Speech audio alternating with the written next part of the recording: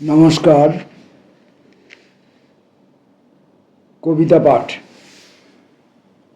জীবনানন্দ দাশের একটি অপ্রকাশিত কবিতা এই নামে এইভাবে পত্রিকাটি প্রকাশিত হয়েছিল 1417 সালে বিভাব পত্রিকার বিশেষ কবিতা সংখ্যায়। তো যেহেতু প্রকাশিত হয়ে গেছে বিভাবে, সুতরাং এখন আর কবিতাটি অপ্রকাশিত নয়। কিন্তু আমরা যখন পত্রিকা থেকে পড়ছি তখন অপ্রকাশিত কবিতা জীবনানন্দ দাশ, যার কোনো নামকরণ নেই, কবিতার আলাদা কোনো নামকরণ নেই। 1 এবং 2 এই দুইটি ভাগে বিভক্ত। আমরা প্রথম অংশটা পড়ি। হয়তো প্রভাত শুরু হয়ে গেছে সভ্যতার, তবুও রাত্রি ছিল প্রভাতের আগে। অন্ধকারে আমাদের সরলতা বেশি ছিল। কনফুসিয়াস এসে উপদেশ দিয়েছিল দৃষ্টিপথে সচ্ছল জলের মতো হেসে। জলের নিক্কণ তুলে চলে গেছে সিকন্দরও রাজ্য জয় করে গেছে।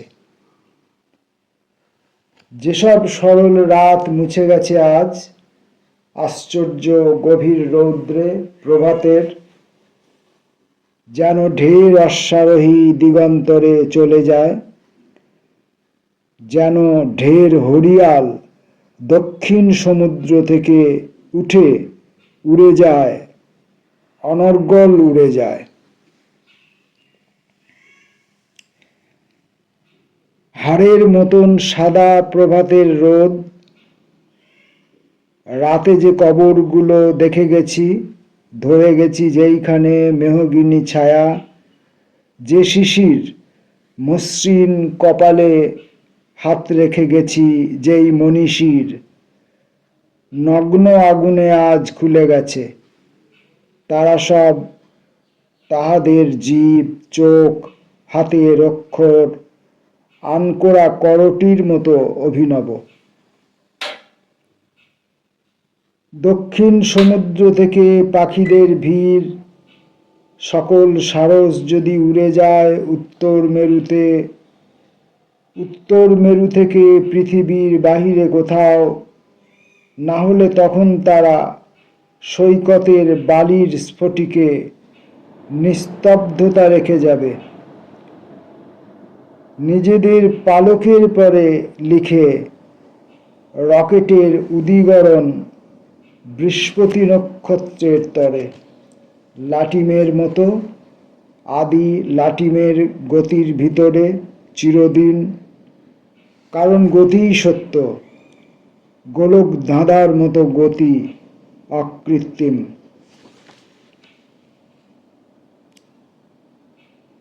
সূর্যে রৌদ্রে এইসব পাখিদের কোনো এক দূরতর চরম স্ফটিক চায় নাকি? প্রিপাম মোবিলে ঘুরে কোনো এক মহিয়ান গ্রিক বুঝেছিল ইহাদের পিপাসার মানে। আকাশ ধাঁধার মতো গোলাকার তবে, আকাশ ধাঁধার মতো গোলাকার তবে আমাদেরও রক্ত, আমাদের মনীষীরা, সম্রাট ও সং। কোনো চীন হয়তো বা ভারতীয় প্রেমিকের ভুল অবলং অনেক সরল, শুদ্ধ রেখার আকারে, অবিকল সাদা চোখে, সোজা পথে হেঁটে, অবিকল অগ্রসর হয়ে, অবিকল দ্বার খুলে অন্য দ্বারে নিঃসরিত হয়ে, অবিকল অন্ধকার থেমে নেমে আলোর ভিতরে গিয়ে আলোর ভিতর থেকে অন্ধকারে পুনরায় উঠে জয় পাবে। নির্জন প্রশান্তি নয়, কিন্তু এক অকৃত্রিম গোল অনুভব। তবে আমাদের পায়ে কোনো শিকলের শীতলতা নেই, সর্বদাই চোখের সম্মুখে পথ রয়ে গেছে, দ্বার আছে, দ্বারের ভিতর থেকে নির্গমন রয়ে গেছে অন্য এক দ্বারে। এখন প্রভাতকাল, সূর্যের গভীর রৌদ্র জ্বলে যায় মানুষের নিখচিত হাড়ে। আমাদের ভালো লাগে রাশভারী মোম মাংস মর্যাদার বুনুনির পরে লঘু ক্রিকলাস নাচে বালুয়ারি সিলিকন কাঁচের ভিতরে, ঘুরে যায় গোলাকার বৃত্তের আকারে। কেননা যা কিছু ওড়ে হেঁটে যায়, হামাগুড়ি দিয়ে ফেরে মাটির ওপরে, সকলেই পূর্ণ মাত্রা পেয়ে গেছে, পরিধির মাত্রা অতিরিক্ত এক চুল গণিতের ভ্রম বলে ঘুরুনো লাটিমের মতো স্থির। এইসব প্রত্যবায় নয়, আমাদের কল্পনায় প্রত্যবায় বলে মনে হয়। এখানে আমি এই কবিতাটির মধ্যে কতগুলো সূত্র আছে যেগুলো কবিতাটির যেখানে যেখানে ছাপা হয়েছে তার মধ্যে সেই অংশগুলিকে 1, 2, 3, 4 সংখ্যার দ্বারা চিহ্নিত করা হয়েছে এবং নিচে কবিতাটির নিচে সেই চিহ্নিত অংশগুলি কি বলতে চাইছে বা ইহাদের বিকল্প কোনো শব্দ এখানে দেওয়া আছে।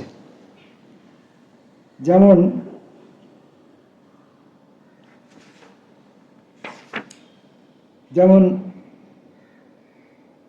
যেসব সরল রাত মুছে গেছে আজ, আশ্চর্য গভীর রৌদ্রে প্রভাতের, যেন ঢের অশ্বারোহী দিগন্তরে চলে যায়, যেন ঢের হরিয়াল দক্ষিণ সমুদ্র থেকে উড়ে যায়, অনর্গল উড়ে যায়। এই অনর্গলের গায়ে 1 লেখা আছে, ছোট্ট করে 1 লেখা আছে এবং পাদটিকায় 1 শব্দের 1 সংখ্যাটির পাশে লেখা আছে নিরন্তর।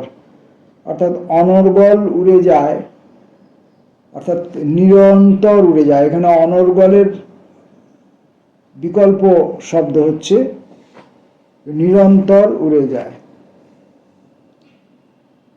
তারপরে রাতে যে কবরগুলো দেখে গেছি, ধরে গেছি যেই মেহগিনি ছায়া, যে শিশির মসৃণ কপালে হাত রেখে গেছি যেই মনীষীর, নগ্ন আগুনে আজ খুলে গেছে তারা সব। এই যে নগ্ন আগুনে আজ খুলে গেছে তারা সব, আজ খুলে গেছে তারা সব, এই বাক্যাংশটির গায়ে লেখা আছে 2 এবং পাদটিকায় এসে 2 ওই আজ খুলে গেছে এটাকে বিকল্প শব্দ হিসেবে লিখেছে এসে দাঁড়ায়েছে।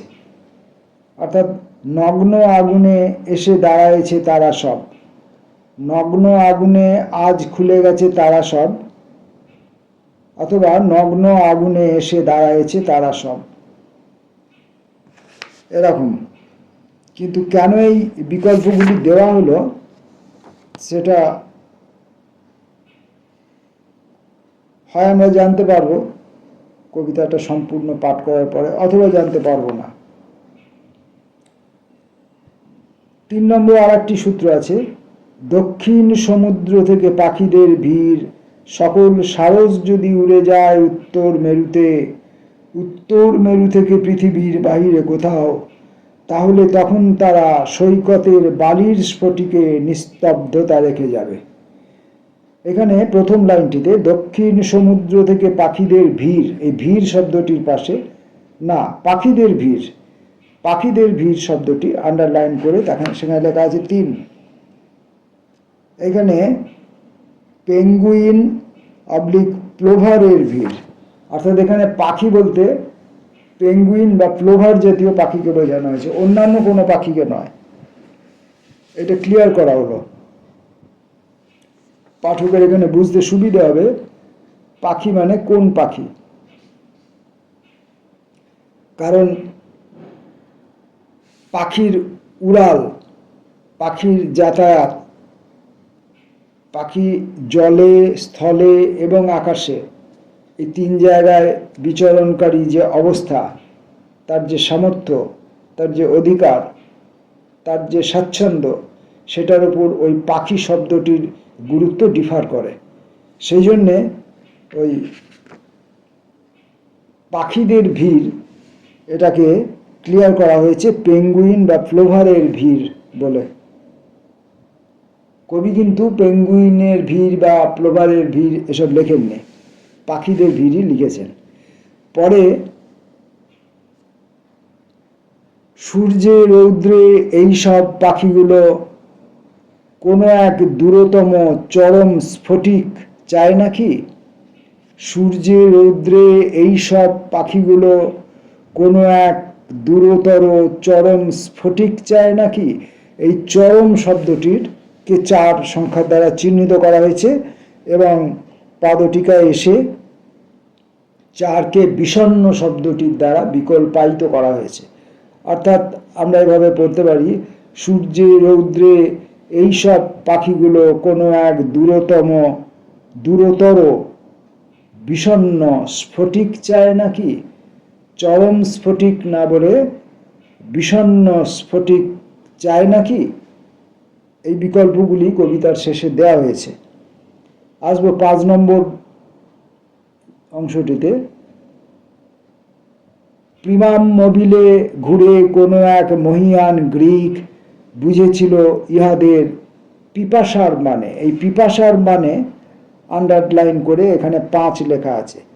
পিপাসার মানে ইহাদের উন্নতির মানে, এভাবে পড়া যেতে পারে বা অর্থান্তরিত করা যেতে পারে। প্রিমাম মোবিলে ঘুরে কোনো এক মহিয়ান গ্রিক বুঝেছিল ইহাদের উন্নতি মানে, ইহাদের উন্নতি মানে।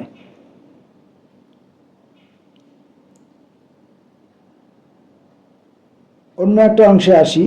অবিকল দ্বার খুলে অন্য দ্বারে নিঃসরিত হয়ে অবিকল অন্ধকার থেমে নেমে আলোর ভিতরে গিয়ে আলোর ভিতর থেকে অন্ধকারে পুনরায় উঠে জয় পাবে। এখানে অবিকল অন্ধকার থেমে নেমে, এই নেমে শব্দটির গায়ে 6 নম্বর সংখ্যার দ্বারা চিহ্নিত করা হয়েছে এবং সেটাকে ক্রমে বলে বিকল্পায়িত করা হচ্ছে পাদটিকায়। অর্থাৎ অবিকল অন্ধকার থেমে ক্রমে আলোর ভিতরে গিয়ে আলোর ভিতর থেকে অন্ধকারে পুনরায় উঠে জয় পাবে। অবিকল অন্ধকার থেমে ক্রমে আলোর ভিতরে গিয়ে, এই ক্রমে শব্দটি না লিখে কবি লিখেছেন অবিকল অন্ধকার থেমে নেমে আলোর ভিতরে গিয়ে আলোর ভিতর থেকে অন্ধকারে পুনরায় উঠে জয় পাবে। এটা বোঝা গেল। পরের প্যারায় প্রথম বন্ধনীর মধ্যে লেখা আছে তবে, এবং সেই তবের গায়েই 7 সংখ্যার দ্বারা চিহ্নিত করা হয়েছে। তবু আমরা লাইনটা পড়ি। তবে আমাদের পায়ে কোনো শিকলের শীতলতা নাই, সর্বদাই চোখের সম্মুখে পথ রয়ে গেছে, দ্বার আছে, দ্বারের ভিতর থেকে নির্গমন রয়ে গেছে অন্য এক দ্বারে এই প্রভাতকাল। এখন এই তবে দিয়ে শুরু হচ্ছে পরের স্তবকটি। তবে আমাদের পায়ে কোনো শিকলের শীতলতা নাই। তবে গায়ে 7 নম্বর দ্বারা সংখ্যায়িত করা হয়েছে এবং তবে একে যেন এই শব্দটির দ্বারা বিকল্পিত করছেন সম্পাদক বা যারা এটিকে সংযোজন মানে সম্পাদকীয় করেছেন বা সংযোজন করেছেন বা যারা এর অর্থকে ক্লিয়ার করতে চেয়েছেন। তবে অর্থকে পরিষ্কার করবার জন্য, পরিস্ফুট করবার জন্য তারা এই শব্দগুলি দ্বারা বিকল্পায়িত করেছেন বলে আমার মনে হচ্ছে, যদিও এখানে তেমন কিছু লেখা নেই।